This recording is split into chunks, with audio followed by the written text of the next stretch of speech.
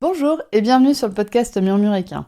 Moi c'est Audrey et tous les vendredis, je vous partage un maximum d'informations et de pistes de réflexion sur des sujets autour de la santé et du bien-être, autant équin qu'humain. L'objectif de ce podcast est de vous apporter de la sérénité et de la sécurité dans votre couple cheval-cavalier en vous permettant de gagner en compréhension du monde équin sans jugement, mais surtout avec une bonne dose d'humour, de bonne humeur, de passion et d'ouverture d'esprit. Bonne écoute!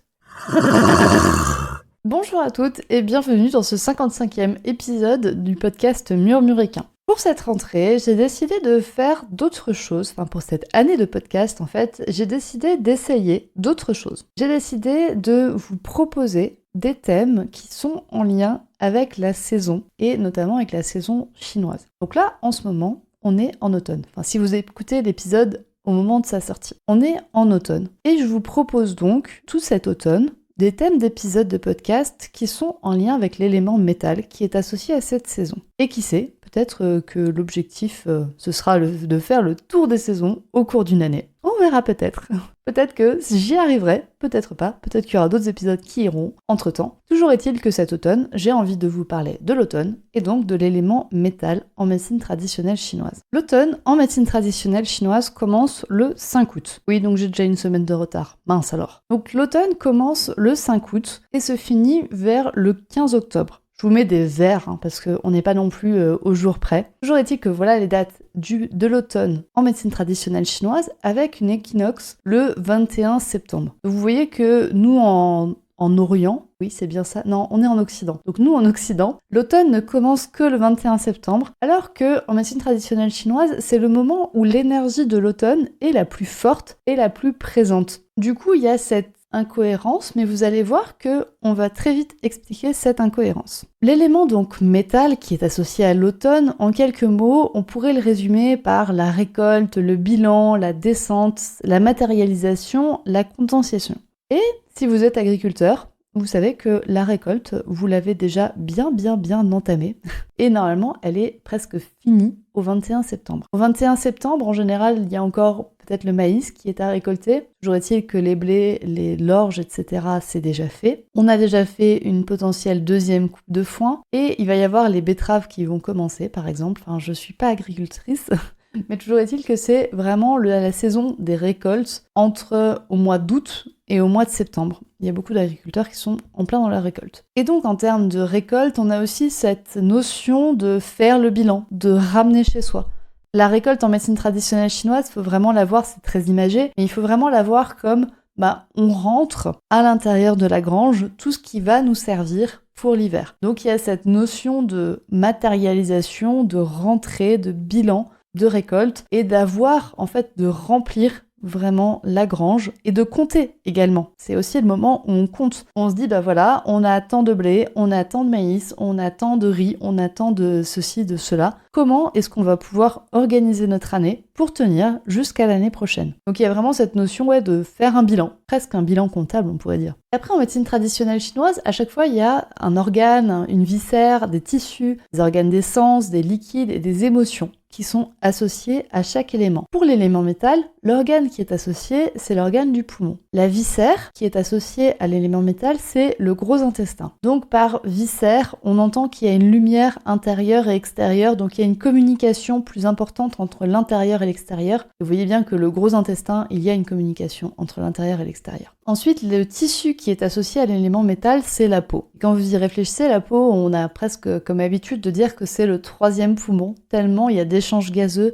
entre le corps et l'air extérieur au niveau de la peau. Ensuite, l'organe d'essence qui est associé à l'élément métal, c'est le nez. Et donc, le liquide qui est associé, c'est les sécrétions nasales. Donc, si vous avez un animal qui a énormément de sécrétions nasales, peut-être qu'il y a un déséquilibre au niveau de l'élément métal. Et l'émotion qui est associée à l'élément métal, c'est la tristesse. Ensuite, on va avoir des signaux d'équilibre de chaque élément. Là encore, gardez bien en tête que c'est un épisode de podcast, donc je vous livre ce que je sais, ce sont des généralités. Ce n'est en aucun cas, ça ne vous permet en aucun cas de poser un diagnostic. Seul un vétérinaire est capable de poser un diagnostic, et toujours est-il que quand vous avez un problème par exemple au niveau du poumon, la première personne à appeler est un vétérinaire et non pas un shiatsu. Le vétérinaire est toujours la première personne avec laquelle vous intervenez. Donc toujours est-il qu'on va avoir des signaux d'équilibre énergétique de l'élément métal. Donc un cheval qui est en équilibre, on va dire, au niveau de son élément métal, en équilibre énergétique, va avoir des bonnes fonctions respiratoires,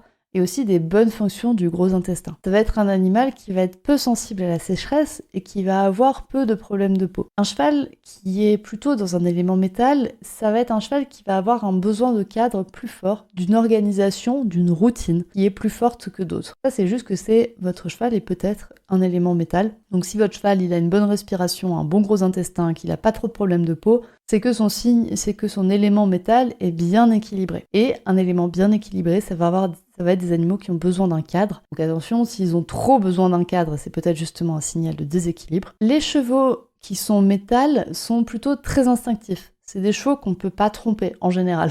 C'est le genre de chevaux où si vous leur mettez le vermifuge dans une pomme, ils vont pas vous prendre la pomme alors qu'ils en ont déjà mangé 10 avant et qu'ils en mangeront 10 après. C'est des chevaux qui sont très sportifs et très performants. En effet, ils ont des bonnes fonctions respiratoires, donc en général, ça marche plutôt bien pour des carrières sportives. Et ça va être des chevaux qui sont de bonne humeur et pas trop déprimés. C'est des chevaux aussi qui sont très généreux, mais attention, dans le sens, on reste toujours très généreux, comme un comptable qui fait son bilan. Donc vous voyez, ça va être le cheval qui donne aux pauvres.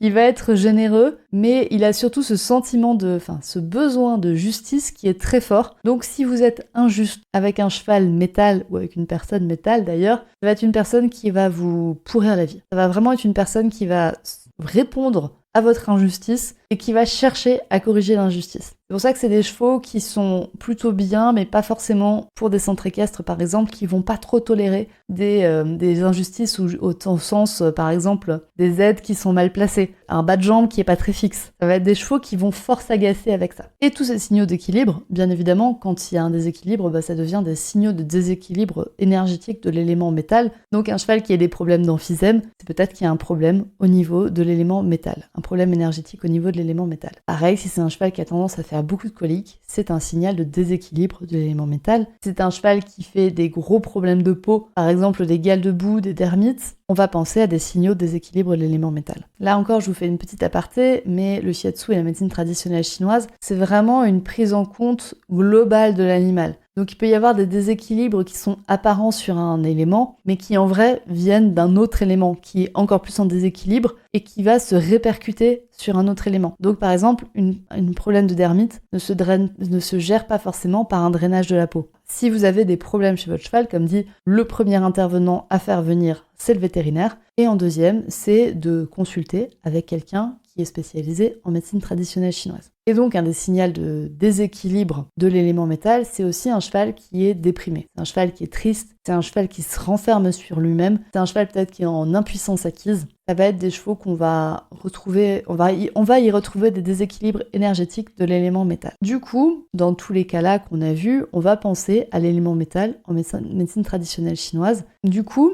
dans tous les cas que je vais vous donner, on va penser à l'élément métal en médecine traditionnelle chinoise. Et si vous faites intervenir un professionnel, et dans sa tête, vous le voyez pas, mais dans sa tête, il va cocher des petites cases, et il va cocher des petites cases métal. Quand votre cheval, notamment, présente des problèmes pulmonaires, des problèmes intestinaux au niveau du gros intestin, j'ai parlé de la colique, il y a aussi le Code-Vasseur et les diarrhées. Si votre cheval a des problèmes de peau, s'il transpire énormément, ça peut être un problème de peau. Si votre cheval a une immunité générale qui est plutôt faible et qui a besoin d'être soutenue, notamment au niveau de la peau par rapport aux sarcoïdes et aux mélanomes, ça peut être un signe de déséquilibre de l'élément métal. Et comme je vous l'ai dit, des chevaux qui ont du mal à gérer la tristesse, qui sont très vite en dépression quand ils ont par exemple un copain qui part, ou qui ont tendance à vraiment s'enfermer et en être en impuissance acquise, ça peut être des signaux de déséquilibre de l'élément métal. Et un trop grand sens de la justice chez le cheval, notamment qui ne tolère pas les tâches brouillonnes ou qui ne tolère pas les aides qui sont mal placées, ça peut se travailler également en shiatsu. Et bien évidemment, on pense à l'élément métal, donc votre praticien en shiatsu ou en médecine traditionnelle chinoise, il va cocher la petite case métal si on est en automne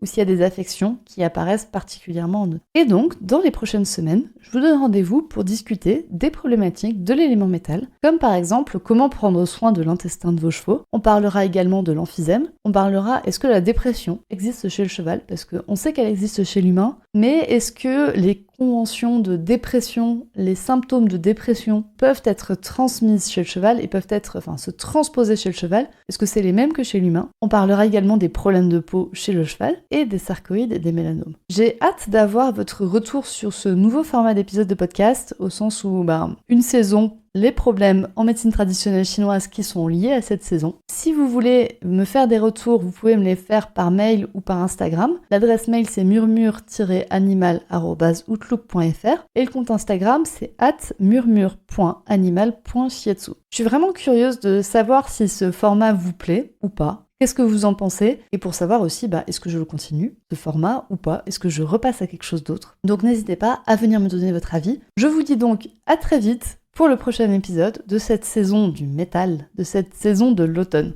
Et à la semaine prochaine. Bonne journée. Et voilà, c'est la fin de cet épisode du podcast Murmuréquin. J'espère que cet épisode vous a plu. Si c'est le cas, n'hésitez pas à venir me le dire sur Instagram ou par mail. Vous pouvez aussi partager l'épisode à une personne qui veut en apprendre plus sur les chevaux. Et si vous avez envie de soutenir un média qui a comme ambition de propager le savoir au plus grand nombre et ainsi d'améliorer la vie de nos compagnons à crinière, vous pouvez le faire dès aujourd'hui en faisant un don sur le compte Tipeee du podcast Murmuréquin. Je vous laisse donc le lien de mon compte Tipeee dans la description de cet épisode et je vous remercie au plus profond de mon cœur si vous m'aidez dans le projet fou de ce podcast qui est de rendre le savoir équin toujours plus accessible pour tout le monde. On se retrouve vendredi prochain pour un nouvel épisode. À bientôt!